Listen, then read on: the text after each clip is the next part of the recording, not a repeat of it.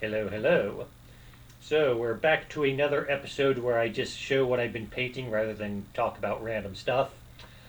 So it used to be when I painted, I used to paint stuff while I watch television. As I get older, my eyesight gets worse.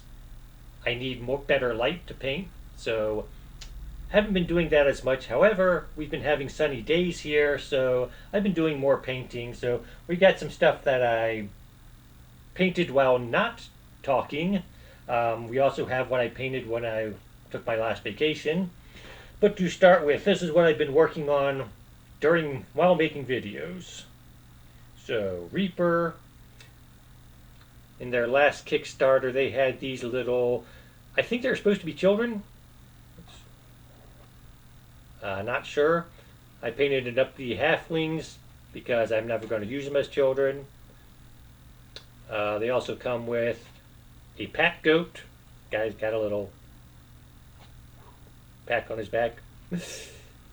A wolf to be used as a familiar for someone, I guess.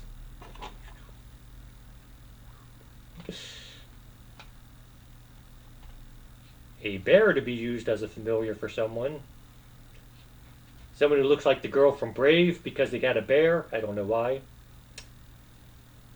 This knight guy, which he has what looks like a toucan on his shoulder. Don't know why. I actually went online to look up toucan so I could paint him. Tried to make it look like a toucan. And so, like I said, they have these. They look like children to me because they're average. That would be like an adult, and these are like shorter. Don't even come to our shoulders. So I painted it up to be halflings, even though they are taller than halflings are in most games. But that's them. Now, last time around, I showed these characters who I painted at Paint and Take at a gaming convention. And they also had the rogue. And so this is my rogue. Has horns. See, when role-playing games came out and they made the rogue class, they based it off Bilbo Baggins. And so the halfling rogue was the big, sort of iconic rogue. And then later on they introduced tieflings, which are like half demon, half human. And so the tiefling rogues became the big things. They put horns on them. Also, they, for some reason, gave it two tails. So interesting concept. It just made it hard to figure out what was going on. There's no paint on it. Everything looks the same, so it took a while to figure out what was all going on here. Um, the two I had done previously, I tried like this one. I tried to do like the orange and yellowish stripes that some cats have. This time I tried to do the same with sort of grayish and black or white. And so I was going to do this one as a calico cat, and it wasn't turning out well. And I looked up calico cat online and found out those are mostly fluffier cats, and this has sort of smoother fur. So I just went with all white. We also had the mimic, the classic D&D monster. The same group made the ball of yarn mimic. So I bought one of those and I painted it this last time around. Also, oozes and gelatinous cubes and other weird creatures. And they made what they call oozing kittens. And so wasn't quite sure what color to do these just because they couldn't there isn't really a transparent paint, or so you can't paint your characters transparent, which would be more fitting for oozes. But so I just sort of did my best gelatin color, if you want, which is these weird pastels. Also in the painting, I did vulture sitting on a tombstone, which again went online and looked up coloring for vultures just because I didn't want to just do it all black, and so I found these. Their wings. Some of them have coloring beneath their wings and their tail. And was there anything else I did while doing speeches or while making videos? And I'm not. The griffin. So, like I said, Reaper is one of the big ones. big manufacturers in the United States, and WizKids is the other one. I mentioned Weeper last time I did a video on showing things, and I'd forgotten WizKids. I knew there was a second one, I just forgot the name. And this guy turned out pretty good. They do pretty good sculptors, and so I like this guy. He turned out well and has a good sculpt to go with, so I'm pleased with my Griffin.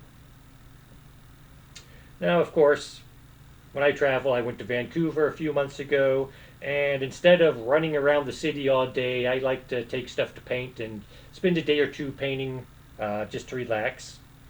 And so we have got the two-headed giant. Now this is called an Etten or an Eaton, depending on who you talk to. If you want to start an argument among role-playing gamers, just ask, is it an Etten or Eaton? And you'll start an argument. Werewolf. You can never have enough werewolves. Fairly easy to paint.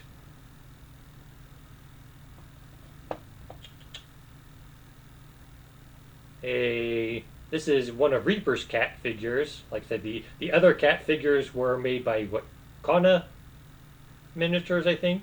They're made specifically for a game. This is just one that Reaper had done as a cat person. Got this guy. He's got sort of the Roman helmet, sort of just a fighter type guy.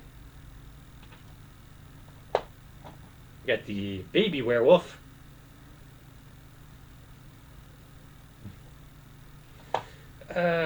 Foxman. Tried to make him orange and he didn't come out. He came out more red. Got the tail there in the back. Sort of the space marine mechanic type guy. Reaper made a bunch of these a few years ago. I don't know why. Yeah, I think they have a game that they use them with. This guy, just sort of random fighter guy. Big sword, shaking his fist. Looks like supposed to be some sort of dwarven woman, I believe. She's got the hammer over her shoulder, and she's shorter than most of the human figures, so I'm assuming she's meant to be a dwarf. The strange eye creature, just sort of a floating head with a single eye and a bunch of horns. And then I tried to do one sort of unique to the place I'm traveling, so Vancouver. And I made a scroll. Instead of making it a scroll, I tried to make it into a Canadian flag. I made the white stripe a little too thin, so the maple leaf didn't turn out too well. I've done better maple leaves than that. That's what I painted while traveling. And then, like I said, I've been doing some stuff while I watch TV, and done some of my bigger things where they don't want to do while I'm trying to make videos. Otherwise, the distraction, things will just go bad. And then it's just some smaller stuff, Got barrels and crates used for background stuff. And got a smaller crate. Got a smaller keg of some sort. These are just, background things.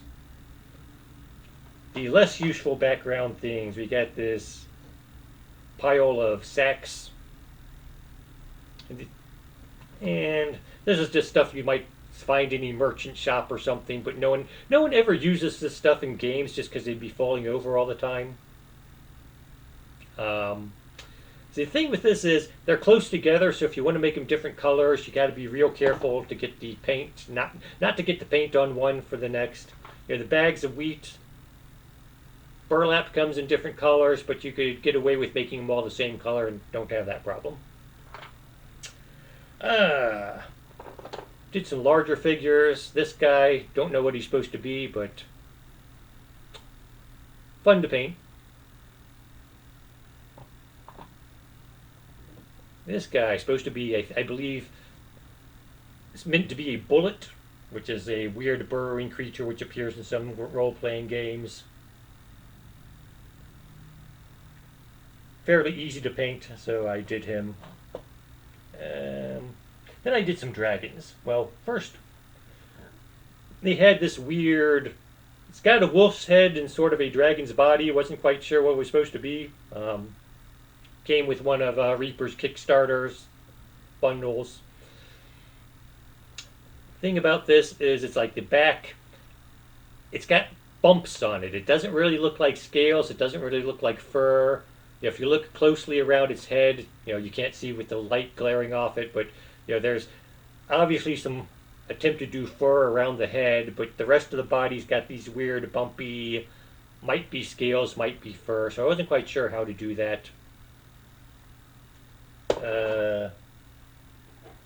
Larger dragon. Ooh. This guy turned out pretty neat. I liked him. And then now, role-playing games, dragons come in all sorts of colors. Most people, you see them painting them, they'll do red because red's sort of your classic dragon color, or green because reptiles are green.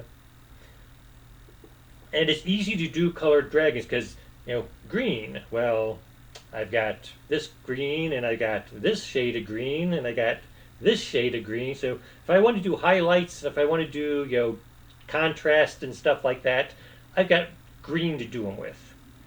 Now there are white and black dragons in role-playing games, and you don't see people painting white and black dragons as much simply because you can't do the contrast as much. It's white dragon, and to do any kind of contrast I got to use light shades of gray, and if my shades of gray get off too much, then it starts to look like a gray dragon instead of a white dragon.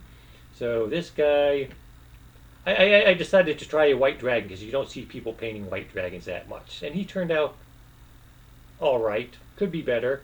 I know there are people who could do a better job on it. Then I also tried a black dragon where you have the same problems. Your highlights are going to be dark shades of gray, and if they become too light, then your black dragon turns into a gray dragon instead. See, my green dragon, if I use the wrong, I'm going to use this shade and it doesn't look right, it's still green. So even if it doesn't look like I want it to look, it's still a green dragon. I use this shade of gray to highlight him, and he's no longer a black dragon, now he's a gray dragon. So it's harder to do black and white dragons just because you don't have as much color choice to do any highlights or contrast or anything like that on it. So that was it.